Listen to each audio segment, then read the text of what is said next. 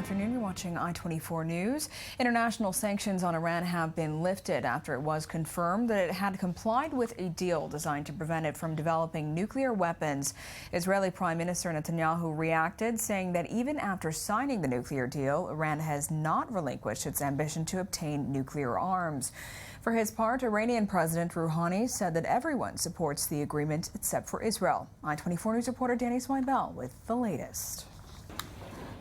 The UN nuclear watchdog, the International Atomic Energy Agency, announced Iran was in full compliance with the July deal negotiated between 6 world powers and Iran over the restriction of its nuclear program. Sanctions against Tehran, described as crippling, were in turn lifted. EU Foreign Policy Chief Federica Mogherini said in a statement that was also read in Farsi by Iran Foreign Minister Mohammad Javad Zarif that the historic deal had gone into full force. Ever since adoption day, we worked hard and showed mutual commitment and collective will to finally bring the JCPOA to implementation.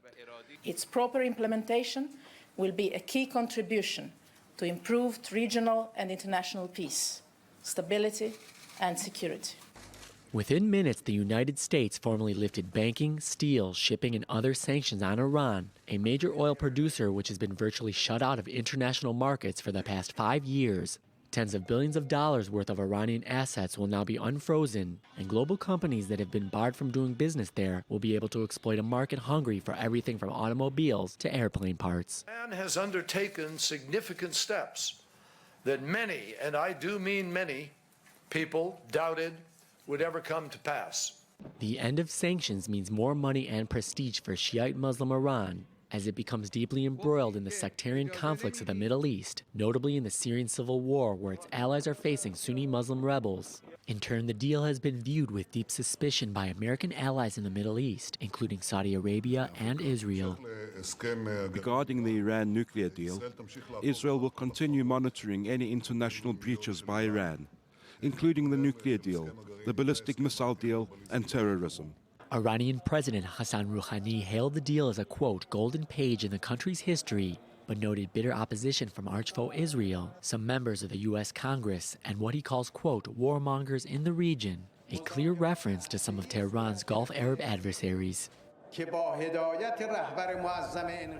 And earlier we spoke with I-24 News diplomatic correspondent Tal Shalev about Jerusalem's next move. Jerusalem's main concern now is that cash that will be injected into the Iranian economy will be used not for civilian infrastructures or investments, but rather to bolster military capabilities and strengthen the terror proxies such as Hezbollah and Hamas. And Jerusalem is moving to the next level, which is verifying and warning from violations and also building deterrence. Netanyahu mentions at the cabinet meeting that Israel and the U.S. are close to closing the discussions on the memorandum of understanding, which basically will constitute the U.S. Military aid to Israel in the next decade. And practically, the Israeli pressure on the United States will continue to go through Congress. We already hear Republicans issuing stark warnings that Congress will ensure that violations will not be left unanswered and impose new sanctions in case of a breach. And Israel intends to be there to unify them of any violation or any breach.